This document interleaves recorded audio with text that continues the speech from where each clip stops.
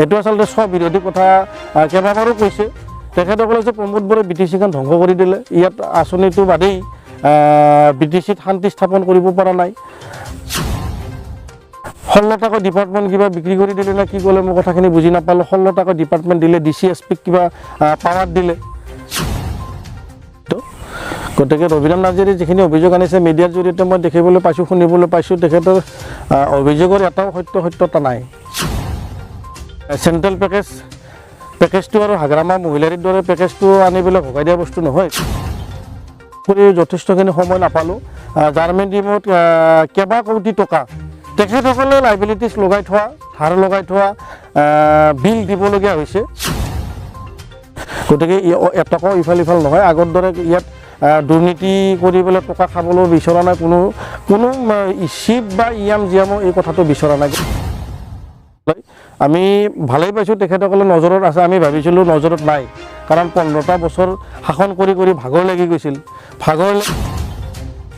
ইয়াত পিক মিছনৰ পৰা আদি কৰি handloom and textile mission, agriculture, আমাৰ বহু ফিচাৰী ডিপাৰ্টমেণ্ট, ভেটেনেৰী ডিপাৰ্টমেণ্টৰ পৰা বহু হিতাধাৰী কিমানখিনি কি বস্তু অভিযোগ এটাও সত্য নহয়। আৰু বিৰোধী দল থাকিলে অভিযোগ আনিব, এইটো নিশ্চিত। গতিকে ৰবিৰাম নাৰ্জীয়ে যিখিনি অভিযোগ আনিছে মিডিয়াৰ জৰিয়তে মই দেখিবলৈ পাইছোঁ, শুনিবলৈ পাইছোঁ, তেখেতৰ অভিযোগৰ এটাও সত্যতা নাই। BTC সুন্দৰভাৱে চলি আছে। BTCত বহু আঁচনি ইতিমধ্যে ইমপ্লিমেণ্ট হৈছে আৰু কেইবাটাও ইমপ্লিমেণ্ট হ'বলৈ গৈ আছে। বহু আধাৰশিলা স্থাপন হ'ল।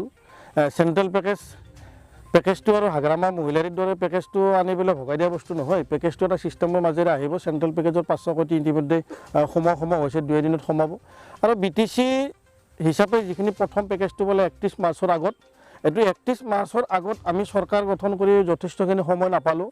জাৰ্মেন টিমত কেইবা কোটি টকা তেখেতসকলে লাইবিলিটিছ লগাই থোৱা, ধাৰ লগাই থোৱা বিল দিবলগীয়া হৈছে। আৰু তাৰ পাছত এইটো ৰানিং বছৰত, ৰানিং ইয়াৰৰ মাৰ্চলৈকে সময় আছে। এইবাৰৰ মাৰ্চলৈকে যিখিনি পইচা BTC আন্তঃগাঁথনিৰ বাবে দিছিলে সুন্দৰভাৱে ৰূপায়ণ হ'ব। ইতিমধ্যে গোটেইখিনি আণ্ডাৰ প্ৰচেছত আছে। গতিকে এটকাও ইফাল নহয়। আগৰ দৰে ইয়াত দুৰ্নীতি কৰি পেলাই টকা খাবলৈ বিচৰা নাই কোনো চিপ বা জিয়ামো এই কথাটো বিচৰা নাই। গতিকে সুন্দৰভাৱে ইমপ্লিমেণ্ট হ'ব। তেখেতসকলে বিৰোধীত আসনত আছে। বিৰোধীত থাকিলে বহু বস্তু ভাল সমালোচনা কৰিলে সাহসগ্ৰস্ত ভাল হয়। আমি ভালেই পাইছোঁ তেখেতসকলে নজৰত আছে। আমি ভাবিছিলোঁ নজৰত নাই, কাৰণ 15টা বছৰ শাসন কৰি ভাগৰ লাগি গৈছিল। ভাগৰ লাগি যোৱা 2টা বছৰ দুটাকৈ BTC এছেম্বলি ছেছন গ'ল। এটাতো বিৰোধী হিচাপে তেখেতসকল প্ৰেজেণ্ট নাথাকিল, শপত গ্ৰহণত নাথাকিল। তো আমি ভাবিছিলোঁ ভাগৰত শুয়ে পৰিল। গতিকে তেখেতসকলে নজৰত আছে, ভাল। চাই থাকক, অনাগত দিনত চাই থাকিলে তেখেতসকলে অনুমান কৰিব পাৰিব। ইয়াত পিক মিছনৰ পৰা আদি কৰি handloom and textile mission, agriculture, আমাৰ বহু ফিচাৰী ডিপাৰ্টমেণ্ট, ভেটেনেৰী ডিপাৰ্টমেণ্টৰ পৰা বহু হিতাধাৰী কিমানখিনি কি বস্তু দিলে, দুখীয়া গৰীবক কি সুবিধা কৰি দিলে, চবখিনি তেখেতসকলে দেখিছে।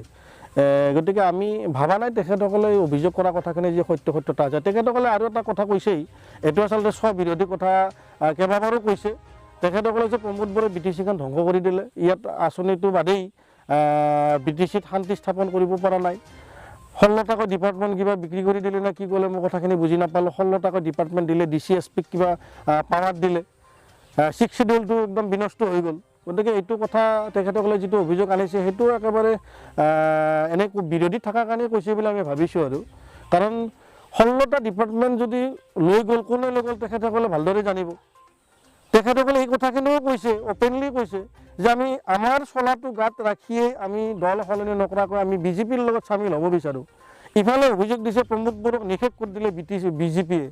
প্ৰমোদ বড়োৰ BTCখন নষ্ট কৰি পেলালে BJPয়ে। 16 টাকৈ ডিপাৰ্টমেণ্ট কাঢ়ি লৈ গ'ল BJPয়ে। আকৌ সেই BJPৰ লগত বেকদুৱাৰেদি গৈ পেলাই শাসনভাৰ ল'ব বিচাৰিছে। গতিকে এটা স্ববিৰোধী কথা, ৰাইজক বিভ্ৰান্তি কৰি আছে। গতিকে এনেকুৱা টুলুঙা ৰাজনীতি তেখেতসকলে নকৰাটোৱেই ভাল। মূল্যবোধৰ ৰাজনীতিটো আজিৰ মানুহসকলে মূল্যবোধৰ ৰাজনীতি বিশ্বাস কৰা হৈছে।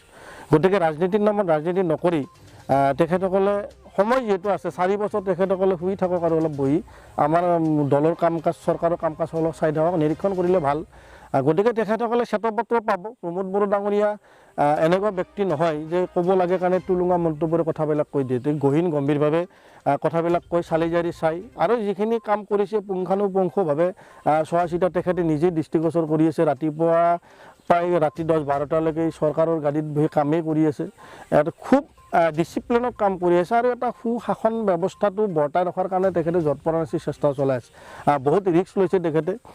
BTC BTR একৰ্ডখন ইমপ্লিমেণ্টৰ কথা আছে আৰু ইয়াত সকলো জাতি জনগোষ্ঠীৰ হেপিনেছৰ কাৰণে যিখিনি কাম কৰিম বুলি তেখেতে কমিটমেণ্ট দিছিল, এইখিনিৰ ওপৰতো যথেষ্ট গুৰুত্ব সহকাৰে তেখেতে কামবিলাক হাতত লৈছে।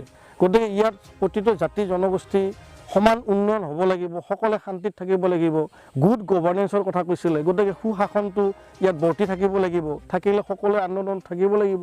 গতিকে জনগোষ্ঠীয় হিচাপত কাম কৰিছে, সমষ্টি বেচিছত কাম কৰিছে। আছে 500 কৰোৰ টকাৰ BTC চৰকাৰ গঠন কৰিয়েই গুড উইলৰ নামত এটা প্ৰজেক্ট প্ৰমোদ বড়ো ডাঙৰীয়াই ষ্টেট লেভেলৰ পৰাইতো আনিছে। 500 কোটিত 700টা ৰাস্তা হৈছে। এইটো এটা নজিৰবিহীন ঘটনা। BPF এইবিলাক দেখা নাই। 700টা ৰাস্তা একবাৰত হৈ গ'ল, এতিয়া ফিটা কাটি আছে। তাৰে পিছত আপোনাৰ পিক মিছন, টেক্সটাইল, হেণ্ডলুম টেক্সটাইলত কিমান কোটি টকা চেণ্ট্ৰেল পেকেজ আহি গ'ল। পিক মিছনৰ কাৰণে কিমান আমাৰ চেণ্ট্ৰেল মিনিষ্টাৰে চিৰাঙত দি গ'ল, তেখেতসকলে দেখা নাই।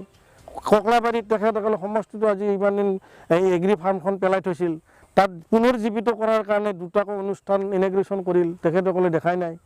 গতিকে এইবিলাক কথা তেখেতসকলে ক'ব লগা কাৰণে কৈছে আৰু।